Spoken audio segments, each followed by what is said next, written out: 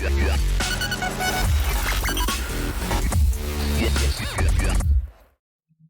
everybody and welcome to Forever Rugby on Fair Sports for today's Rainbow Cup Round 3 Team of the Week, or Rainbow Cup SA, should I say, because there is also the Rainbow Cup obviously going ahead in Europe across all the sort of the Italian, Scottish, Welsh and Irish sides, and there is going to be a final between the North and the South. So the Northern Hemisphere side that finishes on top of the log, and the Southern Hemisphere side which finished at the top of the log. So at the moment, we looked at the log yesterday in our round 3 review, so if you want to go know more about that, go check it out.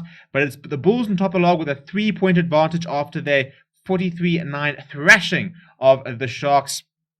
Sharks on second place, and then Stormers, and then the Lions. So this week's Team of the Week was quite a difficult selection. Obviously, it wasn't particularly difficult to leave a lot of Sharks players out, given the fact that they were given a hiding by the Bulls. Equally so, it's quite predictable that the Bulls have the most players in the lineup. But then choosing between a couple of Stormers and Lions players were quite difficult, and a couple of other players were quite unlucky to miss out, and some pretty big calls, but I'm going to try and justify them. This is obviously my opinion on my favorite, my best sort of 15 players. If you have any players that you would have put in there, let me know in the comments. It's all about getting everybody's opinion and sort of having those discussions. So please make sure you subscribe to the channel and like the video as well. So if you look at the Team of the Week, this is what I have gone with.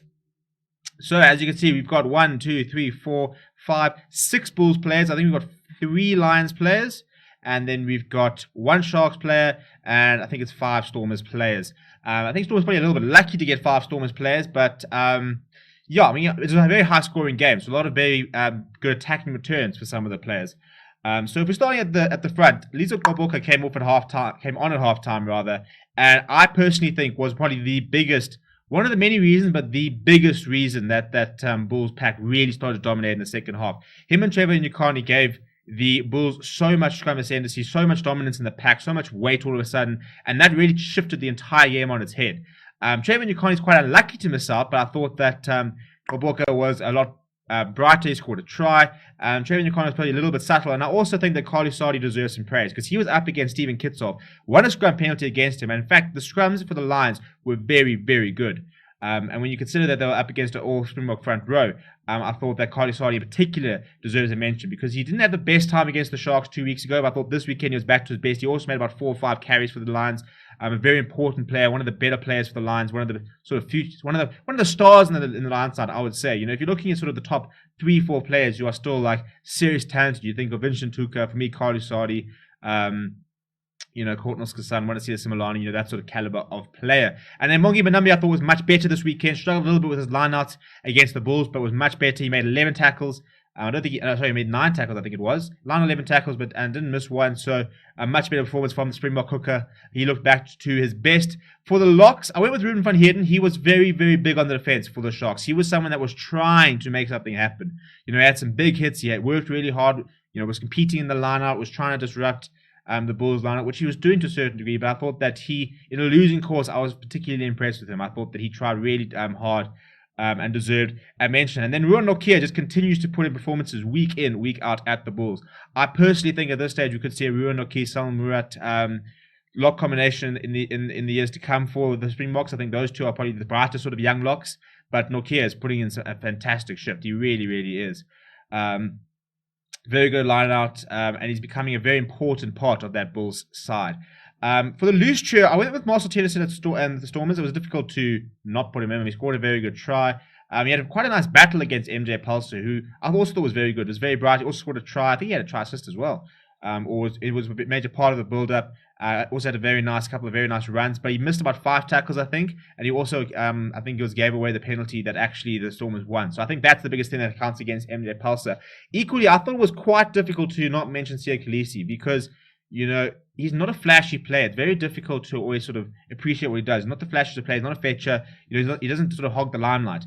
But he put in a weekend high input of 15 tackles. He did not miss a single tackle. He made 15 tackles across the match on Saturday. Nobody in the weekend made more than him, and I thought that was a really big defensive effort in a Sharks defensive effort that, you know, was a bit poor. You know, out wide the Bulls had quite a few some easy tries, some pretty soft tries. You think of Lizo Gqoboka was just a lack of pillar. Shavina Jacobs going over was able to be sucked in. They're being spaced out wide. Same as Chris Smith. You know, it was a very tired-looking Sharks defense. But I thought that Siya Kolisi was very good in the defense and was very reliable and made a very big contribution, if albeit being quite quiet. Ulrich Lowe, one of the players of the weekend for me. I mean, he came on early for Arno Buerta, who looks set to miss the rest of the Rainbow Cup, and he was one of the best players in the park, if not the best player in the park. He has to be, for me, in Springbok contention. I mean, it's just he's playing too well. I mean, I think that, you've got Arno Buerta, but I think he's going to ride the bench. I think Marcel Coetzee is going to come in at number 6 in place of Marco van Staden. You're going to have Marcel Coetzee, Ulrich Lowe, and Dwayne Vermeulen, and that's your loose trio, and that's a fantastic loose trio. Ulrich Lowe is becoming a brilliant part of that Bulls side. Dwayne Vermeulen, for me, was the best number 8. I thought, to be fair, I thought the other number 8s had pretty poor games. I thought Frankie Horn, Evan Roos were pretty quiet, as well. Seeker was a notches. Again, that didn't really suit him. Couldn't really get into the game. Dwayne Vermeulen was just reliable. He made his tackles. He made a few carries. He was very good under the high ball. Leadership was very good. He just doesn't do much wrong at the end of the day. What you get from Dwayne Vermeulen, you get week in and week out. Andrew Warner was somebody who came out and surprised because I thought he was very poor against the Bulls 2 weeks ago. But I thought that, it was against the Sharks. But I thought he had a much better game. I mean, I think he was a very big part of one of the tries. Scored another try himself. Looked much better. He looked like we had some quick ball. And the Lions looked like a bit of a different team. They did play a whole different brand of rugby. And the biggest call I've made, and I had to make it, was Jordan Hendricks at 10. It was a Mornay Day masterclass for the Bulls. He did not miss a single kick. He didn't do anything wrong. He managed that game to perfection.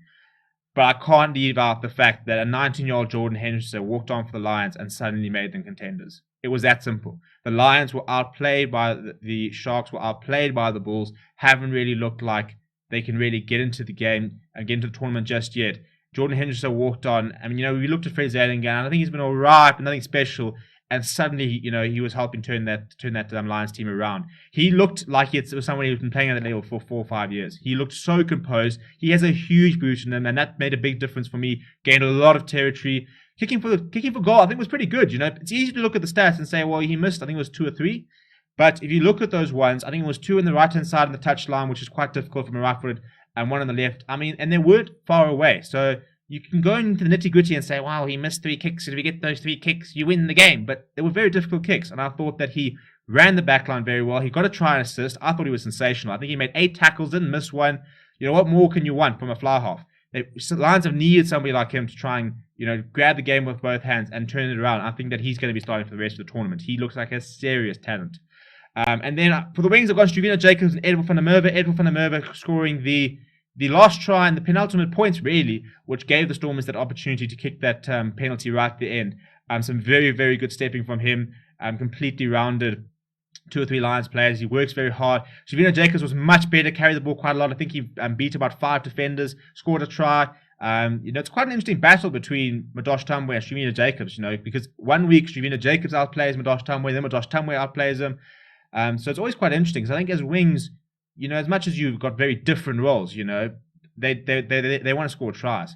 And I think that, Stuvino Jacobs had a pretty poor start to the tournament, and we'll see Madosh Tambwe sort of thriving. He would have wanted to have proven something. I think he did this weekend. Cornel Hendricks, for me, gets in the head of Rick Pretorius, who I thought was actually very good. I thought him and Dan du Plessis were a much better combination, but Cornel Hendricks is just relentless. I think what also is quite important with Cornel Hendricks is it's not just when he gets the ball. I mean, obviously when he gets the ball, he finds meters. He always gets the balls on the front foot. But he's become a very important leader in that backline. The way he's organizing. I mean, he's playing with Marco Jansen-Ferrin outside him, who hasn't played a lot of rugby at outside centre. You're playing with Madosh Tambwe and Stuvino Jacobs, who are pretty relatively young wings. David Creel is a very young fullback. And I think that, Cornel Hendricks is a very important part of organizing that sort of defensive line and making sure that, Mornay Steyn doesn't have to worry too much. Mornay Steyn, I think, has a big part to play. But I do think Cornel Hendricks is leadership as well is becoming quite important. Dan du Plessis was a matchup between du Plessis or Similani. I thought Similani was much better because he actually got the ball. And that's the big thing, what I keep saying. If the Lions want to play good rugby, they've got to get Similani the ball, got to try and see if he can lock up defenses. But it was difficult to try and leave out a person who scored a brace of tries. How can you? He scored 2 tries. Yeah, they weren't amazing individual efforts, but he did score 2 tries. He made quite a few meters, beat a few defenders, and I thought him and Rick Pretorius looked much better in that centre combination. Damien Willems is probably a little bit of a controversial pick. I thought David Creel was very quiet for the Bulls, and one of the few players who was quite quiet. I thought Apelele Fassi was good when he had the opportunity, but didn't have too much ball. Not that it's his fault. Elo for Yoon scored a very good try, and I thought was much better, was decent on the attack, but I can't forgive the fact that he missed all 3 tackles he had to make. As a fullback, when you're the last line of defense, he got completely rounded by Edward van der Merwe. Didn't even get anywhere close to him. And that was a massive moment in the game. Look, I don't think it was entirely his fault. I think you look at the first 2 tackles as well. Edward van der Merwe at the end of the day is faster than Elo for Yoon. But I just thought that I really would have struggled to put somebody in the side who missed all 3 tackles he was asked to make, when you're playing in fullback, and that's one of your biggest things. Daniel Vincent got a try assist, a very good take in the air before he let off Edward van der Merwe, and I thought that he ran quite a few meters, he beat a few players. Wasn't his best game in the Stormers jersey. I mean, I wouldn't say I was blown away by him, but I thought the fullbacks in general were pretty poor. Phil Yoon was the best on the attack by quite a while, but I can't excuse that defensive effort. As a Lions fan, I watch it and just think it's just nothing special. He was solid and really good, but we're missing somebody. We're missing that X factor at fullback that Fassi and brings, and that Williams on his best day can bring. And David Creel, we've seen bring, but haven't quite brought to the party just yet.